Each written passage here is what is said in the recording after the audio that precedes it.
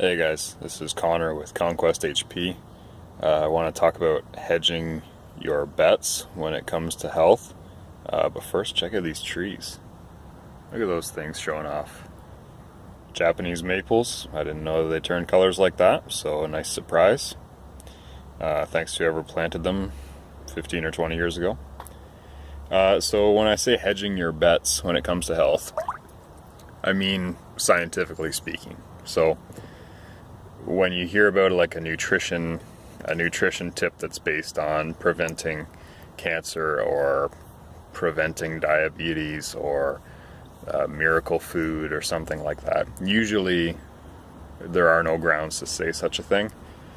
Saying that broccoli prevents cancer is pretty stupid. Like most of the time that's just completely unfounded, but there's no harm in eating broccoli. And well, you could argue that there's harm because, you might not like the taste and you have to chew a lot. But generally speaking, eating broccoli is going to be pretty good for you. So if you eat it because it's good for you, and it just so happens to bring you some better long-term health, then there's no harm. It's an easy decision to make. So that's kind of hedging your bets. Most superfoods don't really earn the moniker superfood, but again, there's not necessarily harm in eating them. They're probably really nutrient dense. That's probably why they're called superfoods. So you might as well include them in your diet. If you don't have to spend a small fortune on them, you might as well do it. Other things like deciding to eat organic. Again, there isn't really any evidence to show that eating organic is any healthier for you. So you could make the argument that you should just do it to hedge that health bet.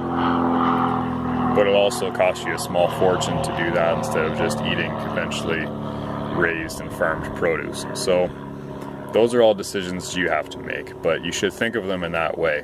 When you think about hedging your bets, you're saying that, this is a bit of a long shot, maybe it can help, maybe it'll do nothing, but I'm kind of better off just making sure I have my bases covered. Instead of saying, yes, organic is the way I'm gonna, or the only way that you're ever going to live to be 120 while being an acrobat and having brown hair your entire life instead of it graying. But it's just not true. So if you let yourself go off the rails believing those things, that can be harmful for you because it can lead to bad behaviors and bad misconceptions about food. So just think of it as something that you can do to help you. Whether or not it actually ends up helping you is beside the point. You've just got that base covered.